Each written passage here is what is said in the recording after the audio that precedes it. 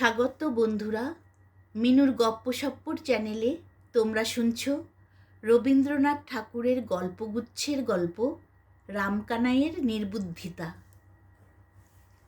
যাহারা বলে গুরুচরণের মৃত্যুকালে তাহার দ্বিতীয় পক্ষের সংসারটি অন্তঃপুরে বসিয়া তাস খেলিতেছিলেন, তাহারা বিশ্বনিন্দুক, তাহারা তিলকে তাল করিয়া তোলে।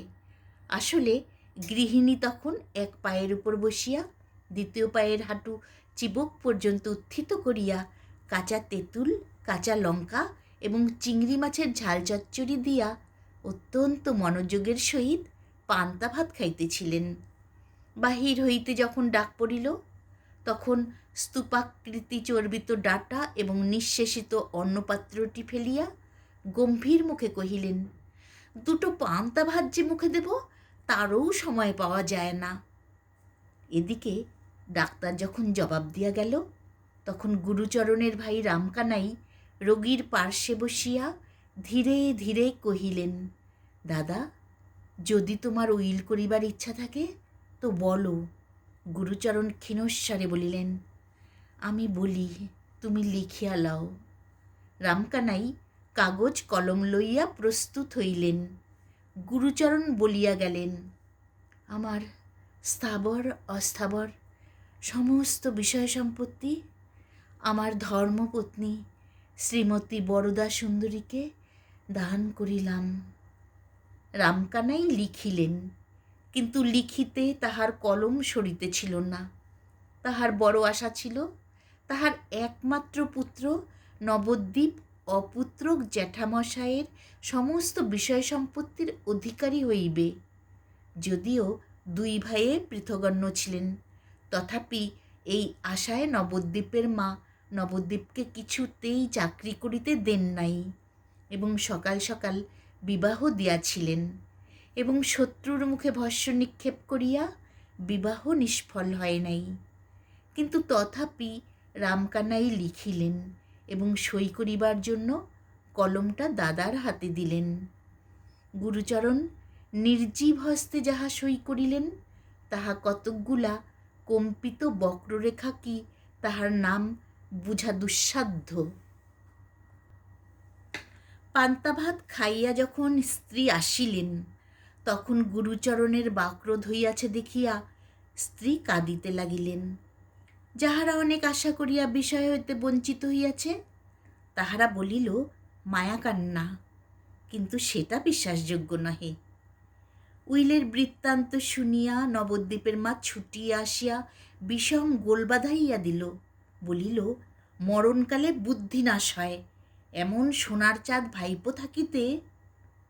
রামকানাই যদিও স্ত্রীকে অত্যন্ত শ্রদ্ধা করিতেন, এত অধিক যে তাহাকে ভাষান্তরে ভয়ে বলা যাইতে পারে, কিন্তু তিনি থাকিতে পারিলেন না।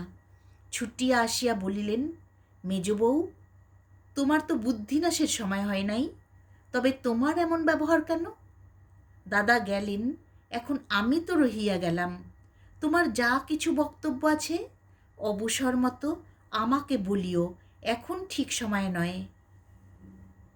নবদ্বীপ সংবাদ পাইয়া যখন আসিল, তখন তাহার জ্যাঠামশায়ের কাল হইয়াছে। নবদ্বীপ মৃত ব্যক্তিকে শাসাইয়া কহিল, দেখিব মুখাগ্নি কে করে, এবং শ্রাদ্ধ শান্তি যদি করি তো আমার নাম নবদ্বীপ নয়।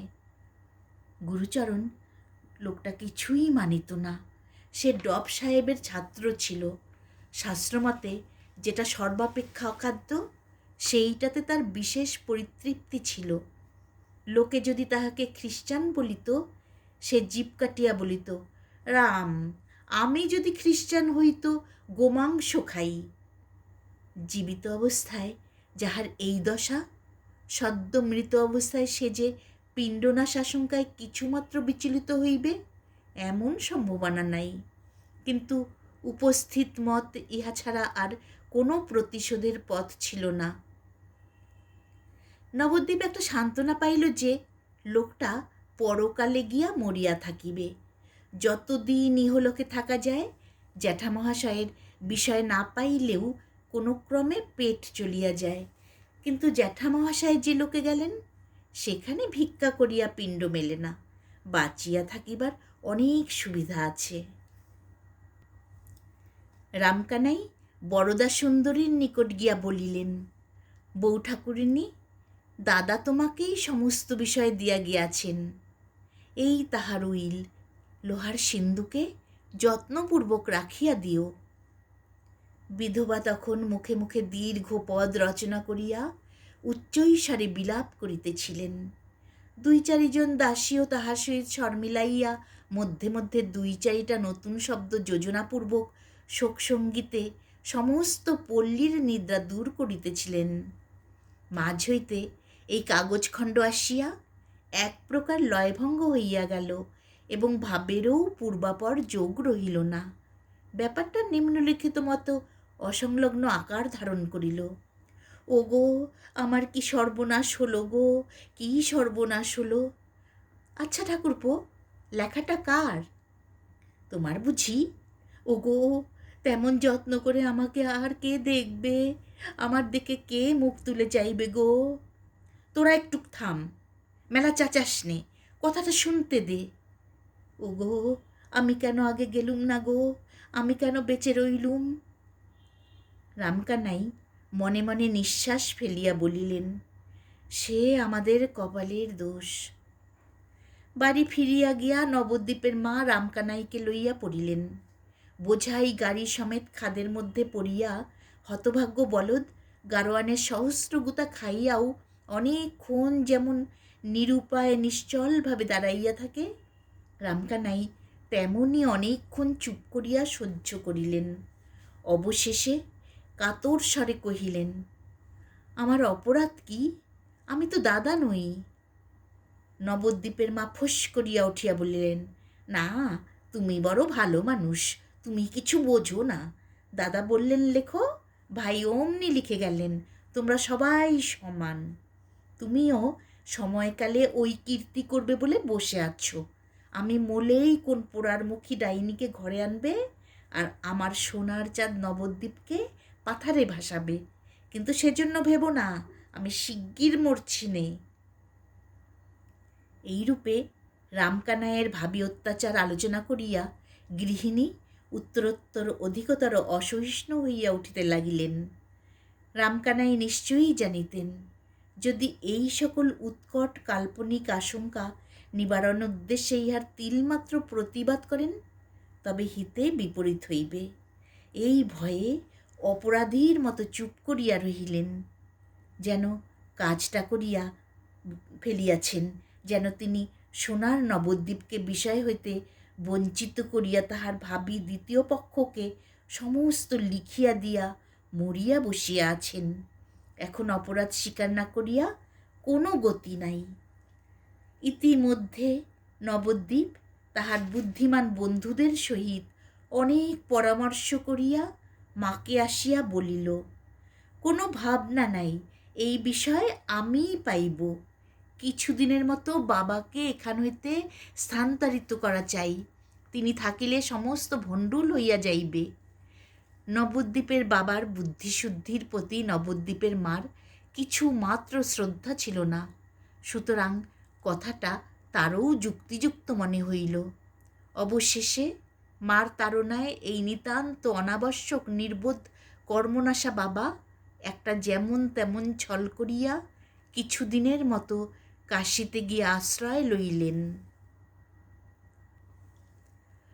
অল্প দিনের মধ্যে বরদা সুন্দরী এবং নবদ্বীপচন্দ্র পরস্পরের নামে উইলজালের অভিযোগ করিয়া আদালতে গিয়া উপস্থিত হইল। নবদ্বীপ তাহার নিজের নামে যে উইলখানি বাহির করিয়াছে, তাহার নাম সহি দেখিলে গুরুচরণের হস্তাক্ষর স্পষ্ট প্রমাণ হয়। উইলের 2-1 নিঃস্বার্থ সাক্ষীও পাওয়া গিয়াছে। বরদা সুন্দরীর পক্ষে নবদ্বীপের বাপ একমাত্র সাক্ষী এবং সহি কারও বুঝিবার সাধ্য নাই। তাহার গৃহপোষ্য একটি মামাতো ভাই ছিল। সে বলিল, দিদি, তোমার ভাবনা নাই, আমি সাক্ষ্য দিব এবং আরও সাক্ষ্য জুটাইব। ব্যাপারটা যখন সম্পূর্ণ পাকিয়া উঠিল, তখন নবদ্বীপের মা নবদ্বীপের বাপকে কাশী হইতে ডাকিয়া পাঠাইলেন। অনুগত ভদ্রলোকটি ব্যাগ ও ছাতা হাতে যথা সময়ে আসিয়া উপস্থিত হইলেন, এমনকি কিঞ্চিত রসালাপ করিবারও চেষ্টা করিলেন। জোর হস্তে সহাস্যে বলিলেন, গোলাম হাজির, এখন মহারানীর কি অনুমতি হয়? গৃহিণী মাথা নাড়িয়া বলিলেন, নেও নেও, আর রঙ্গ করতে হবে না। এতদিন ছুতো করে কাশিতে কাটিয়ে এলেন, একদিনের তরে তো মনে পড়েনি, ইত্যাদি। এইরূপে উভয় পক্ষে অনেকক্ষণ ধরিয়া পরস্পরের নামে আদরের অভিযোগ আনিতে লাগিলেন। অবশেষে নালিশ ব্যক্তিকে ছাড়িয়া জাতিতে গিয়া পৌঁছিল। নবদ্বীপের মা পুরুষের ভালোবাসার সহিত মুসলমানের মুরগি বাৎসল্যের তুলনা করিলেন। নবদ্বীপের বাপ বলিলেন, রমণীর মুখে মধু, হৃদয়ে ক্ষুর। যদিও এই মৌখিক মধুরতার পরিচয় নবদ্বীপের বাপ কবে পাইলেন তা বলা শক্ত। ইতিমধ্যে রামকানাই সহসা আদালত হইতে এক সাক্ষীর সপিনা পাইলেন। অবাক হইয়া যখন তাহার মর্মগ্রহণের চেষ্টা করিতেছেন, তখন নবদ্বীপের মা আসিয়া কাঁদিয়া ভাসাইয়া দিলেন। বলিলেন, হার জ্বালানি ডাকিনী কেবল যে বাছা নবদ্বীপকে তাহার স্নেহশীল জ্যাঠার ন্যায্য উত্তরাধিকার হইতে বঞ্চিত করিতে চায় তাহা নহে, আবার সোনার ছেলেকে জেলে পাঠাইবার আয়োজন করিতেছে। অবশেষে ক্রমে ক্রমে সমস্ত ব্যাপারটা অনুমান করিয়া লইয়া রামকানাইয়ের চক্ষু স্থির হইয়া গেল। উচ্চই স্বরে বলিয়া উঠিলেন, তোরা একই সর্বনাশ করিয়াছিস? গৃহিণী ক্রমে নিজ মূর্তি ধারণ করিয়া বলিলেন, কেন, এতে নবদ্বীপের দোষ হয়েছে কি? সে তার জ্যাঠার বিষয় নেবে না, অমনি এক কথায় ছেড়ে দেবে? কোথা হইতে এক চক্ষু খাদিকা ভর্তার পরমায়হন্তী অষ্টকুষ্টির পুত্রী উড়িয়া আসিয়া জুড়িয়া বসিবে? ইহা কোন সৎকুল প্রদীপ কনকচন্দ্র সন্তান সহ্য করিতে পারে? যদি বা মরণকালে এবং ডাকিনীর মন্ত্রগুণে কোনো এক মূঢ়মতী জ্যেষ্ঠ তাঁতের বুদ্ধিভ্রম হইয়া থাকে, তবে সুবর্ণময় ভাতুষপুত্র সে ভ্রম নিজ হস্তে সংশোধন করিয়া লইলে এমনই কি অন্যায় কার্য হয়? হতবুদ্ধি রামকানাই যখন দেখিলেন তাহার স্ত্রী পুত্র উভয়ে মিলিয়া কখনো বা তর্জন গর্জন, কখনো বা অশ্রু বিসর্জন করিতে লাগিলেন, তখন ললাটে করাঘাত করিয়া চুপ করিয়া বসিয়া রহিলেন। আহার ত্যাগ করিলেন, জল পর্যন্ত স্পর্শ করিলেন না। এইরূপ 2 দিন নীরবে অনাহারে কাটিয়া গেল। মকদ্দমার দিন উপস্থিত হইল। ইতিমধ্যে নবদ্বীপ বরদা সুন্দরীর মামাতো ভাইটিকে ভয় প্রলোভন দেখাইয়া এমনই বশ করিয়া লইয়াছে যে সে অনায়াসে নবদ্বীপের পক্ষে সাক্ষ্য দিল। জয়শ্রী যখন বরদা সুন্দরীকে ত্যাগ করিয়া অন্য পক্ষে যাইবার আয়োজন করিতেছে, তখন রামকানাইকে ডাক পড়িল।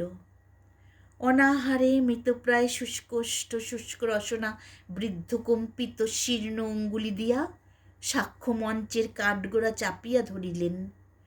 চতুর ব্যারিস্টার অত্যন্ত কৌশলে কথা বাহির করিয়া লইবার জন্য জেরা করিতে আরম্ভ করিলেন। বহু দূর হইতে আরম্ভ করিয়া সাবধানে অতি ধীর বক্র গতিতে প্রসঙ্গের নিকটবর্তী হইবার উদ্যোগ করিতে লাগিলেন। তখন রামকানাই জজের দিকে ফিরিয়া জোর হস্তে কহিলেন, হুজুর, আমি বৃদ্ধ, অত্যন্ত দুর্বল, অধিক কথা কইবার সামর্থ্য নাই। আমার যা বলিবার সংক্ষেপে বলিয়া লই। আমার দাদা স্বর্গীয় গুরুচরণ চক্রবর্তী মৃত্যুকালে সমস্ত বিষয় সম্পত্তি তাহার পত্নী শ্রীমতী বরদা সুন্দরীকে উইল করিয়া দিয়া যান। সে উইল আমি নিজ হস্তে লিখিয়াছি এবং দাদা নিজ হস্তে স্বাক্ষর করিয়াছেন। আমার পুত্র নবদ্বীপচন্দ্র যে উইল দাখিল করিয়াছেন তাহা মিথ্যা। এই বলিয়া রামকানাই কাঁপিতে কাঁপিতে মূর্ছিত হইয়া পড়িলেন। চতুর ব্যারিস্টার সকৌতুকে পার্শ্ববর্তী অ্যাটর্নিকে বলিলেন, বাই জোভ, লোকটাকে কেমন ঠেসে ধরেছিলুম। মামাতো ভাই ছুটিয়া গিয়া দিদিকে বলিল, বুড়ো সমস্ত মাটি করিয়াছিল, আমার সাক্ষ্যে মকদ্দমা রক্ষা পায়। দিদি বলিলেন, বটে, লোক কে চিনতে পারে, আমি বুড়োকে ভালো বলে জানতুম। কারাবরুদ্ধ নবদ্বীপের বুদ্ধিমান বন্ধুরা অনেক ভাবিয়া স্থির করিল, নিশ্চয়ই বৃদ্ধ ভয়ে এই কাজ করিয়া ফেলিয়াছে। সাক্ষীর বাক্সের মধ্যে উঠিয়া বুড়া বুদ্ধি ঠিক রাখিতে পারে নাই। এমনতর আস্ত নির্বোধ সমস্ত শহর খুঁজিলে মিলে না। গৃহে ফিরিয়া আসিয়া রামকানাইয়ের কঠিন বিকার জ্বর উপস্থিত হইল। প্রলাপে পুত্রের নাম উচ্চারণ করিতে করিতে এই নির্বোধ সর্বকর্ম পণ্ডকারী নবদ্বীপের অনাবশ্যক বাপ পৃথিবী হইতে অপসৃত হইয়া গেল। আত্মীয়দের মধ্যে কেহ কেহ কহিল, আর কিছুদিন পূর্বে গেলেই ভালো হইত, কিন্তু তাহাদের নাম করিতে চাহি না।